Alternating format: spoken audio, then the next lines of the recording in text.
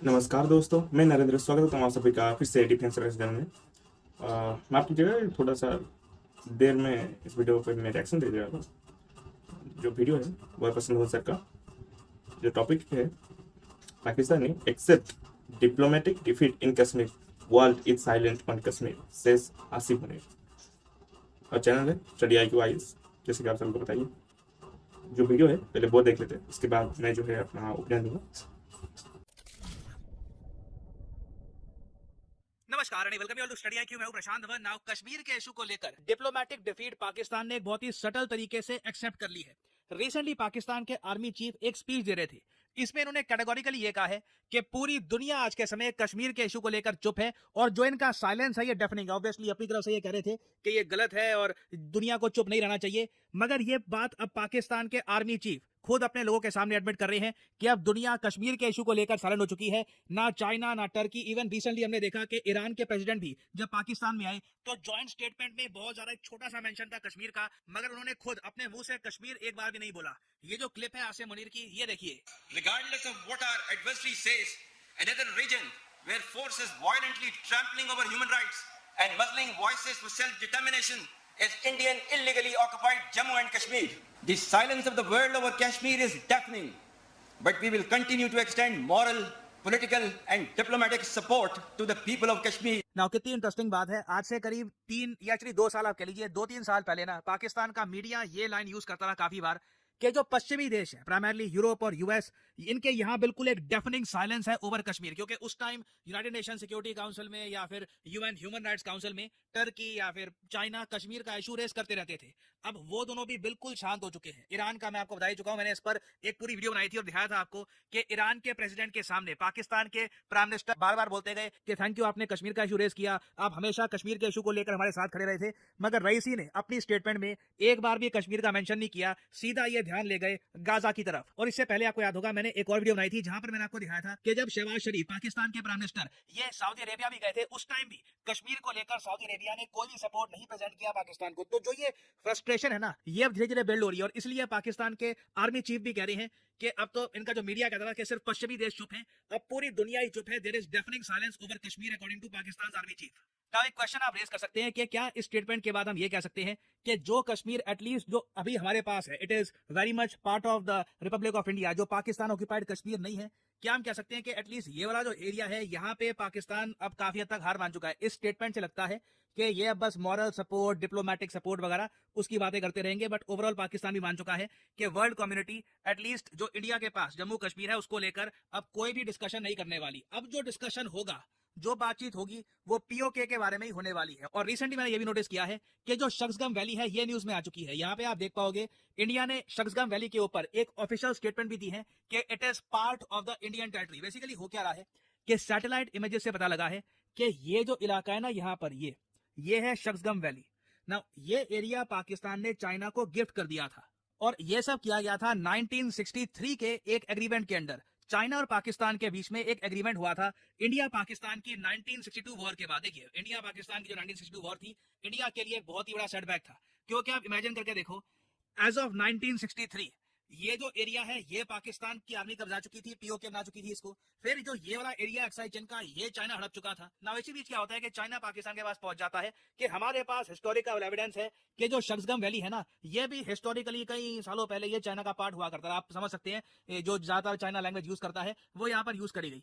और पाकिस्तान सिंस उस वक्त चाइना के साथ बहुत ज्यादा अच्छे रिलेशन चाहता था, इन्होंने चुपचाप शक्सगम वैली चाइना को दे दी। जबकि आप अगर 1955 के यूएस आर्मी के मैप भी देखोगे ना, वहां पर भी प्री ब्रिटिश इंडिया में शक्सगम वैली को प्रॉपर्ली ब्रिटिश इंडिया का पार्ट दिखाया गया था। It was never part of Tibet, it was never part of China. और इसलिए काफी बार ना शक्सगम वैली को यह भी कहा जाता है चाइना ऑक्यूपाइड कश्मीर। बिल्कुल कश्मीर का हिस्सा आप कह सकते हैं चाइना ने भी ऑक्यूपाई कर लिया था इन 1963। और अभी रिसेंटली शक्सगम वैली न्यूज में इसलिए आ चुकी है क्योंकि जो सियाचिन ग्लेशियर है ना यहाँ पे, उसके बिल्कुल पास में जो शक्सगम वैली है, वहां पर चाइना कंस्ट्रक्शन कर रहा है, कुछ सड़कें बना रहा है ना। हम लोग मिलिटरीली अभी के लिए तो कुछ कर नहीं सकते इसके बारे में, क्योंकि बहुत ज्यादा माउंटेनियस रीजन है और चाइना और पाकिस्तान की आर्मी काफी हद तक यहाँ पे इन्वॉल्व है। तो इंडिया ने डिप्लोमेटिकली ये कहा है कि चाइना ये बात ना भूल जाए कि ये इंडियन टेरिटरी है। जो 1963 में ये एग्रीमेंट हुआ था, साइनो पाकिस्तान बाउंड्री एग्रीमेंट, इसको इंडिया नहीं मानता।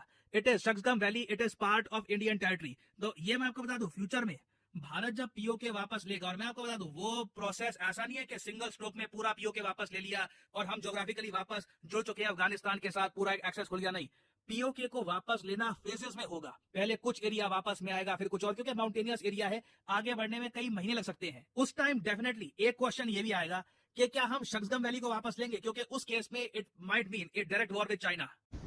सक्षम वादी जो है, सक्षम वैली, हम लोग मानते हैं कि ये हमारा क्षेत्र है। We have never accepted the so-called China-Pakistan boundary agreement of 1963, through which Pakistan unlawfully attempted to cede the area to China, and have consistently conveyed our rejection of the same. We have registered our protest with the Chinese side against illegal attempts to alter facts on the ground. We further reserve the right to take necessary measures to safeguard our interests. तो यहाँ पे आपने सुना ministry of external affairs के जो spokesman है, ये भी कह रहे हैं कि इंडिया के पास पूरा हक है कि आगे जाकर हम प्रॉपर एक्शंस लेंगे। ये गलत जो इलीगल कंस्ट्रक्शन की जा रही है इंडियन लैंड पे, ये गलत है। और अगेन इसका जो प्रोटेस्ट है ना सिर्फ पाकिस्तान को भेजा गया है, चाइना को भी भेजा गया। तो चाइना डेफिनेटली इस चीज को लेकर रिएक्ट करने वाला है, और आने वाले समय में पाकिस्तान ऑक्यूपाइड कश्मीर और शक्सगम वैली को कनेक्ट करने के लिए बहुत सारी सड़कें चाइना और पाकिस्तान बनाएंगे। एंड फाइनली यहाँ पे आपसे मैं क्वेश्चन ही पूछूंगा कि हाल ही में किस कंट्री ने ये डिक्लेयर किया है कि ये लोग डिप्लोमेटिक रिलेशंस तोड़ देंगे इजराइल के साथ गाजा वॉर की वजह से। ये है यहाँ पे आपकी options, South Korea, Mongolia, Colombia या फिर इक्वाडोर। कमेंट सेक्शन में करिए उत्तर। इस पर बहुत आर्टिकल पब्लिश हुए हैं, इजी क्वेश्चन, आपको पता होना चाहिए इसके बारे में। तो कमेंट सेक्शन में करिए आंसर। जो लोग सही आंसर करेंगे उनकी कमेंट को मैं हार्ट दे दूंगा, ताकि बाकी लोग समझ पाए कि सही उत्तर क्या है। तो दोस्तों, वीडियो जो है खत्म। और जैसे कि पसंद बंद सर ने कहा कि जिस तरह से पाकिस्तान जो इंडियन साइड कश्मीर है, पाकिस्तान से इंडियन ऑक्युपाइड कश्मीर कहता है, ठीक है, उस पर कहीं ना कहीं हार मान चुका है। क्योंकि बाकी जो दुनिया है काफ़ी ज़्यादा चुप हो चुकी है।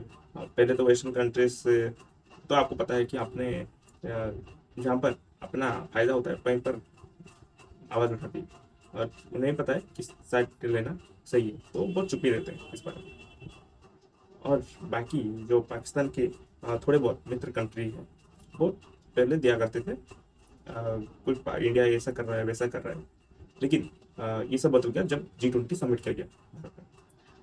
काफ़ी सारे समिट जो है कुछ समिट्स जो है हमने कश्मीर में रख पाए, जिस वजह से उसकी जो डेवलपमेंट है, बाकी काम चल रहा है, कुछ भी हो रहा है, और कितनी अभी शांति है वहाँ पर। लेकिन हाल ही में एक आतंकवादी घटना हुई है, उस पर भी मैं रिएक्शन दूंगा, लेकिन पहले से लेकिन कितनी डेवलपमेंट हो रही है उसे देखकर ये जो बाकी जो इस्लामिक कंट्रीज है वो भी चुप हो गई है, क्योंकि उन्हें पता है कि किसके साथ उन्हें ज़्यादा फायदा होगा।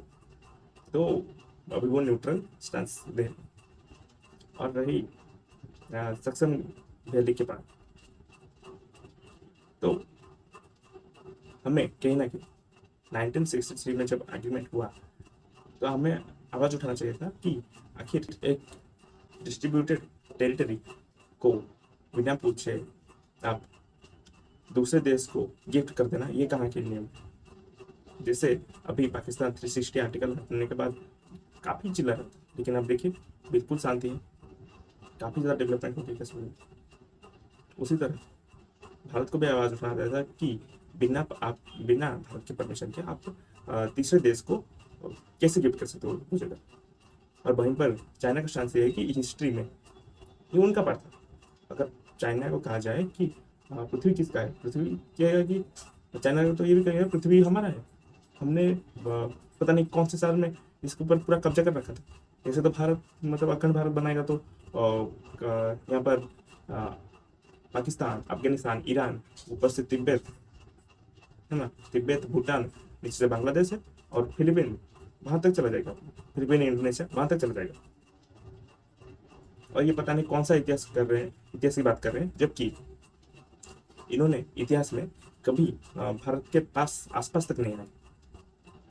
इन्होंने तो तिब्बत भी अभी कब्जा है ना 90s के दशक में। तो पता नहीं कौन सा हिस्ट्री ये ले आते हैं, मुझे समझ में नहीं आता। और बात रही कि हमेशा ही जो पाकिस्तान ले जाता है यूएनएससी में कि इंडिया ने इलीगली ऑक्युपाइड कर रखा है कश्मीर को, है ना।